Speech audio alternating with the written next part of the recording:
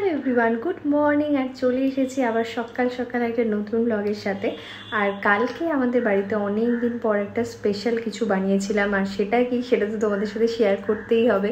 অনেক দিন ধরে চিকেনের কিছু বানানো হয়েছিল না, খাওয়া হয়েছিল না। দিদিও বলছিল যে চিকেনের কিছু করলে ভালো হয়, সেই জন্য আজকে সকাল সকাল বেরিয়ে চিকেন টিকেন নিয়ে চলে এসেছি। সকালে একটা অন্য কাজে বেরিয়েছিলাম, আর সেই জন্যই ভাবলাম যে রোজ তো বাজারে আসা হয় না, চিকেনটাও আজকে নিয়ে যাওয়ার সুবর্ণ সুযোগ আছে। আর নিয়ে এসেই প্রথমেই আমি ম্যারিনেট করে রেখে দিয়েছিলাম সামান্য একটু টক দই, নুন, হলুদ আর শুকনো লঙ্কার গুঁড়ো দিয়ে, তো যাতে খুব তাড়াতাড়ি হয়ে যায় চিকেনটা। এমনিও চিকেন হতে একটু কম সময় লাগে। আজকে যেটা বানাচ্ছি সেটা হচ্ছে চিকেন ডাক বাংলো। হ্যাঁ, আমি এর আগেও একবার বানিয়েছিলাম চিকেন ডাক বাংলো, এই নিয়ে সেকেন্ড টাইম বানাচ্ছি।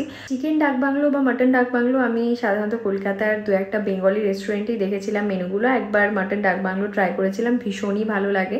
তো এখানে ডিমটা একটা ইনগ্রেডিয়েন্টস। আর এখানে আমাদের চিকেন ডাক বাংলো হতে হতে বাইরের ওয়েদারটাও চেঞ্জ হয়ে গেল একদম। হঠাৎ করে সুন্দর ঝড় উঠে এলো, ওয়েদারটাই একদম ঠান্ডা হয়ে গেল। আর আমাকে এই জানলাটাও বন্ধ করে দিতে হয়েছিল, কারণ গ্যাস নিভে যাচ্ছিল সেই দিন না হলে। তো চিকেন ডাক বাংলো রেডি হয়ে গেছিল। সাথে তো কিছু লাগবে, মানে আমরা ভাত খুব একটা খাই না, কমই খাই। তো সেই জন্য গেছিলাম সামনে রেস্টুরেন্ট আছে সেখান থেকে রুটি আনতে। আর ততক্ষণে বৃষ্টি স্টার্ট হয়ে গেছে টুপুর টুপুর করে। বহু আকাঙ্ক্ষিত বৃষ্টি এলো আজকে, আর আজকেই আমাদের বহু আকাঙ্ক্ষিত একটা ডিশ চিকেন ডাক বাংলো তৈরি হচ্ছে রান্নাঘরে। তারপর স্নান টান সেরে নিয়ে প্লেটে সাজিয়ে নিয়েছি আমাদের দুপুরের লাঞ্চ। সাথে একটু টক দই না হলে একদমই জমে না ব্যাপারটা। তারপর খেয়ে দিয়ে ঘুমিয়ে পড়েছিলাম। উঠে দেখলাম যে বৃষ্টি হয়ে রাস্তাঘাট একদম ভিজে গেছে।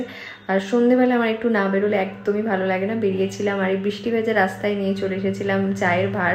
মানে আমি যখন হাঁটছিলাম তখনও বৃষ্টিটা সেভাবে এই রাস্তাটা ভেজায়নি, কারণ এই রাস্তার দুই দিকে গাছপালা। আর আমি হাঁটতে হাঁটতে বৃষ্টিটা এলো, রাস্তাটা ভিজে গেল, আর চা নিয়ে চলে এলাম। এই বৃষ্টি ভেজা দিনে ভাঁড়ের চা খাওয়ার মজাই আলাদা। তারপর হেঁটে এখানে মাকে দর্শন করে বাড়ির দিকে চলে এলাম।